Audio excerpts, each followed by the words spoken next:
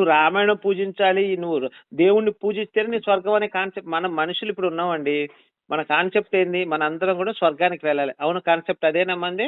వాళ్ళ ఎవరిదైనా సరే, ముస్లిమ్స్ కానీ, క్రైస్తవులది కానీ, అది హిందువులు కానీ. మనది కర్మ సిద్ధాంతం లేండి. అది సెకండరీ సార్. అది కర్మ సిద్ధాంతం సెకండరీ. మన కాన్సెప్ట్, మనుషుల యొక్క కాన్సెప్ట్ ఏంది? పుణ్యలోకాలకి వెళ్ళాలి అనేది కాన్సెప్ట్. అవునా? అంటే స్వర్గానికి వెళ్ళాలి. ఒక కరెక్ట్ భాషలో చెప్పుకోవాలంటే, మనం స్వర్గానికి వెళ్ళాలంటే ఏం చేయాలి? ధర్మంగా బతకాలి. తల్లిదండ్రులను పూజించాలి, తల్లిదండ్రులను గౌరవించాలి, పెద్దల్ని గౌరవించాలి, గురువుని పూజించాలి. ఇట్లాంటి చెప్పుకున్నారు మన కాన్సెప్ట్. ఇవి చేసుకుంటే చాలు, మనం స్వర్గానికి వెళ్ళిపోతాం. నువ్వు పొద్దున్న లెగిస్తే రామ్ భజన చేయకలే, కృష్ణ భజన. కానీ క్రైస్తవులు అలా కాదండి. కేవలం యేసు భజన చేస్తే మాత్రమే వాళ్ళ అమ్మని పెద్ద పట్టించుకోకపోయినా, వాళ్ళ నాన్న పట్టించుకోకపోయినా, వాళ్ళ ఇంట్లో ఆడవాళ్ళని పట్టించుకోకపోయినా, వాడు ఏం పట్టించుకోకపోయినా అవసరం లేదు. యేసు భజన చేస్తే యేసు స్వర్గాన్ని ఇచ్చేస్తాడు. వాళ్ళకి మనకి ఎంత తేడా ఉందండి? చూడండి, మీరు ఒక్కసారి నేను చెప్పింది కాకుండా కంపారిజన్ చూసుకోండి. క్రైస్తవుల ఇళ్లలో ఉన్నటువంటి బంధాలు చాలా తక్కువగా ఉంటాయి. హిందువుల ఇళ్లలో ఉన్నటువంటి అనుబంధాలు కొంచెం గట్టిగా ఉంటాయి. ఆ బైబిల్ పెద్దగా ధర్మం కూడా ఏమి ఉండదు సార్. సంవత్సరం చరిత్ర ఉండదు యేసుప్రభుది. అవునండి, అవును. నేను అదే కదా చెప్తుంది. వాళ్ళ కుటుంబ వ్యవస్థ తెలియదు, అనుబంధాలు ఆప్యాయతలు అసలే తెలియదు. అందరికంటే యేసునే ఎక్కువ ప్రేమించమంటాడు. వాళ్ళ అమ్మ కంటే కూడా యేసే ఎక్కువ వాళ్ళకి. తెలుసా మీకు ఆ సంగతి? అదే చెప్తాను, ఇందాక చెప్తాను, మీరు చెప్పారు.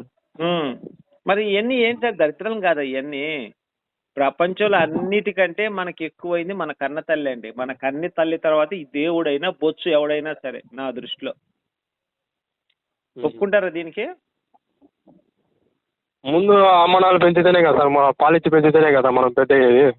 మరి తల్లిదండ్రులే మనకు ఫస్ట్ దేవుళ్ళు అండి. తర్వాత దేవుళ్ళ గురించి ఆలోచిద్దాం మనం. ఫస్ట్ మన కన్న తల్లిలే మన దేవుళ్ళు. వాళ్ళ గురించి ఆలోచించి వాళ్ళని పూజించుకున్నా చాలండి, స్వర్గానికి వెళ్ళిపోతాం మనం. వాళ్ళ ఎందుకు ధర్మంగా వాళ్ళు చెప్పినట్టు ప్రవర్తిస్తే మనం స్వర్గానికి వెళ్ళిపోతాం. కాదు, ఇప్పుడు వాళ్ళు ఎన్ని బురద చల్లుకున్న ఉపయోగం లేదు సార్. ఎవడు నమ్ముతాడండి? ఏంటి ఆ గ్రంథాలు వాడు సంవత్సరం బుక్ రాసి ఎవడికి ఉపయోగం అసలు? అది దానివల్ల ఎవడికి లాభం? అదేంటంటే ఒక మానసికమైన, దాన్ని ఏమంటారు, శాడిజం అంటారు చూడండి. ఆ చదువుకొని మానసికమైన శాడిజం ఆనందం పొందడానికి ఆ పుస్తకాలు తప్ప దేనికి పనికిరాదండి. ఇప్పుడు ఎలా ఉంటుందని, నేను ఒక సెక్స్ పుస్తకం రాశాను అనుకోండి, మీరు చదువుకొని ఆనందపడతారు మనసులో, అంతే కదా? అందుకు తప్పితే ఏమైనా ఉపయోగం ఉందా దానివల్ల?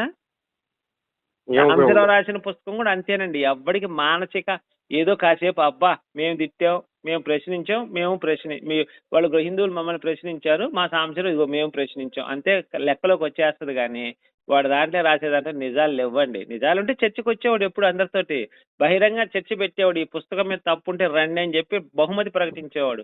నేను ₹1,00,000 బహుమతి ప్రకటించాను సార్. బైబిల్ పూర్తి పుస్తకం కాదు, మేరీ పతివ్రత నిరూపిస్తే ₹1,00,000 బహుమతి అని పెట్టా.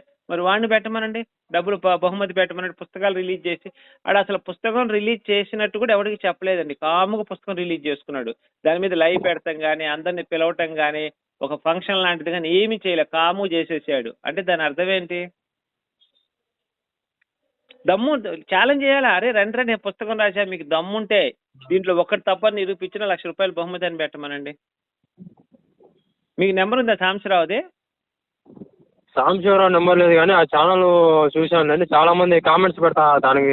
అదే సార్, మీరు ఒక్కటే చెప్పండి, సాంబశివరావు ఆ పుస్తకం రిలీజ్ చేశాను, ఎవడైనా చర్చకు వచ్చి ఉంటే ₹1,00,000 బహుమతి అని పెట్టమన్నాడు చాలు. నేను పెట్టాను సార్, నేను నా ఛానల్లో పెట్టా, మేరీ పతివ్రత బైబిల్ సెక్స్ పుస్తకం కాదంటే ₹1,00,000 బహుమతి నిరూపిస్తాను. నేను ఇచ్చిన స్టేట్మెంట్ నా ఛానల్ ఎప్పుడు కూడా పబ్లిక్గా చూసుకోండి మీరు. మేరీ పతివ్రత బైబిల్ బూతు పుస్తకం కాదు అని నిరూపిస్తే ₹1,00,000. అలానే సాంబశివరావు డిక్లేర్ చేయమనండి, ఎప్పుడైనా రావచ్చు అని చెప్పండి. మగ పుట్టక పుడితే కొంచెం నేను ఓడిపోయినట్టు ఒప్పుకుంటాను. మరి ఒకసారి మమ్మల్ని తీసుకోమనండి, ఆ పుస్తకం ఓపెన్ చేసి ఆయన చదివిన ఒకసారి అక్కడ రాసిన శ్లోకం చూపించి ఆ తాత్పర్యం మేము చెప్తాం, శ్లోకం చూపించమనండి. కనీసం అట్లన్నా చేయమనండి. లైవ్ లింక్ ఇచ్చి బాబు ఎప్పుడు వచ్చేవాళ్ళు, మేము లైవ్ లింక్ ఇచ్చామండి, లైవ్ లింక్ ఇచ్చి డబ్బులు కూడా ప్రకటించాం. బాబు ₹1,00,000 బహుమతి ఇవ్వండి, లైవ్ లింక్ ఇస్తున్నా, ఎవడైనా రావచ్చు, ఏ పాస్ట్ అయినా రావచ్చు.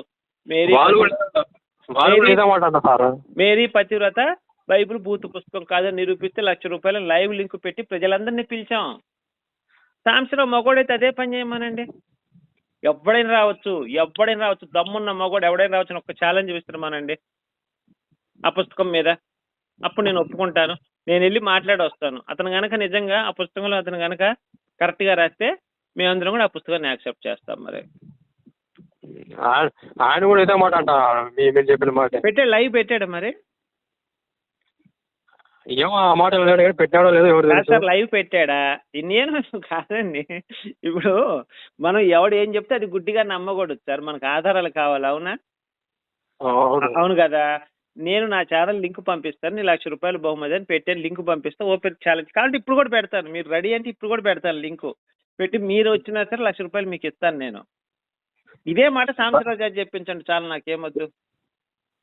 ఇప్పుడు మీరు వస్తానంటే సార్ బైబిల్ పరిశుద్ధ గ్రంథం, దాంట్లో బూతులు లేవు, మేరీ పతివ్రత, మీరు నిరూపిస్తాను, ఇప్పుడే లైవ్ పెడతాను, 8:30కి పెడతాను, మీకు ₹1,00,000 బహుమతి ఇస్తాను గెలిస్తే బైబిల్ పట్టుకొని వచ్చి. ఇదే లెక్క సాంబశివరావుని కూడా పెట్టమనండి. బైబిల్ నేను వదిలేసి చాలా కాలం ఏందండి. మీరు కాదు సార్, ఇప్పుడు కామెంట్లు ఎవరో పెట్టారన్నారు కదా, ఆ పెట్టిన వాళ్ళకి ఇదే పెట్టండి, సాంబశివరావు లైవ్ లింక్ ఇచ్చి అందరిని రమ్మని చెప్పండి, మాట్లాడదామని చెప్పండి కదా. సార్ నేను చెప్పింది చాలా పాజిటివ్ తీసుకోండి, మీరు నెగిటివ్ గా తీసుకోవద్దండి, పాజిటివ్ గా ఆలోచించండి. గోపి అనేవాడు ఏం చేశాడు, లైవ్ లింక్ పెట్టి ఒరే బాబు రండి రాని లింక్ ఇచ్చాడు. అవునా? అతను కూడా అదే పని చేయమనండి. అతను రాసిన నిజంగా అంత ఒరిజినల్ పుస్తకం అయితే, అతను గ్రేట్ అనుకుంటే లింక్ ఇచ్చి ఇదిగో నా పుస్తకం ఇది, దమ్మున్న మొగ్గోడు ఎవడైనా తెలుగు రాష్ట్రంలో రావచ్చు ఒక మాట చెప్పమనండి చాలు. చాలండి. అతను గనక వచ్చి ఆ లింక్ ఇచ్చి గనక, అరే ఎప్పుడొచ్చినా మీరు నేను డిబేట్ చేస్తాను రా నా పుస్తకం మీద, నేను ఓడిపోతే ₹1,00,000 అని పెట్టమనండి. ఒక ½ అన్ అవర్ లో అతను రాసిన తప్పని నేను నిరూపిస్తాను. లేకపోతే నేను ఓడిపోతే ఆయనకే ₹1,00,000 ఇస్తా. ఆయన ఓడిపోయాడు అనుకోండి, ఆ పుస్తకం తప్పని ఆయన ఒప్పుకుంటే చాలు, డబ్బులేం అవసరం లేదు మాకు.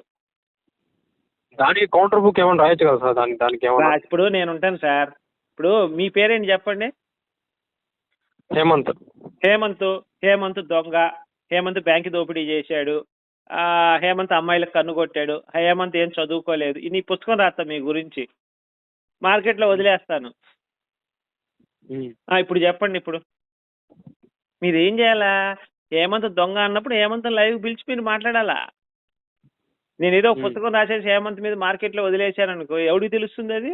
చదువుకున్నాడు హేమంత్ ఎలా, మీ చుట్టుపక్కల వాళ్ళందరూ హేమంత్ ఇలాంటోడు అలాంటోడు అనుకుంటారు. అవునా? మరి నేను అదే చెప్తుంది, ఆ పుస్తకం రాసి హేమంత్ని పిలిచి నేను మాట్లాడాలా. ఇప్పుడు హిందువుల గ్రంథాల మీద పుస్తకం రాశాడు, మరి హిందువులు పిలిచి మాట్లాడాలి కదా.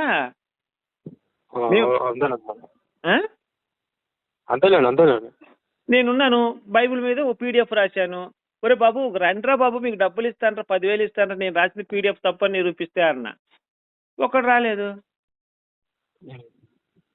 ఇప్పుడు హేమంత్ మంచి దొంగ అని నేను రాసినప్పుడు నిరూపించాల్సిన బాధ్యత నాదే కదండి. హేమంత్ని పిలిచి నేను కూర్చోబెట్టి, అయ్యా నువ్వు దొంగతనం చేసావు, ఇది ప్రూఫ్, ఇదిగో హేమంత్ ఇక్కడ ఈ అమ్మాయి కన్ను కొట్టేది, ఈ అమ్మాయి చెప్పింది, ఇదిగో ప్రూఫ్ అని చూపించాలా లేదా? నేను దొంగచాటుకు 4 పుస్తకాలు రాసి మీ ఊళ్ళో వాళ్ళందరికి పనిచేస్తే దొంగ పుస్తకమే రాసింది. ఇది సార్, కాబట్టి మనం మాటలు ఎన్నైనా చెప్పుకోవచ్చు సార్, కూర్చొని ఎదురెదురు కూర్చొని మాట్లాడుకున్నప్పుడే నువ్వు రాసింది రైటు అని నిరూపించబడుతుంది. ఓకే సార్, రైట్ అండి, ఓకే రైట్.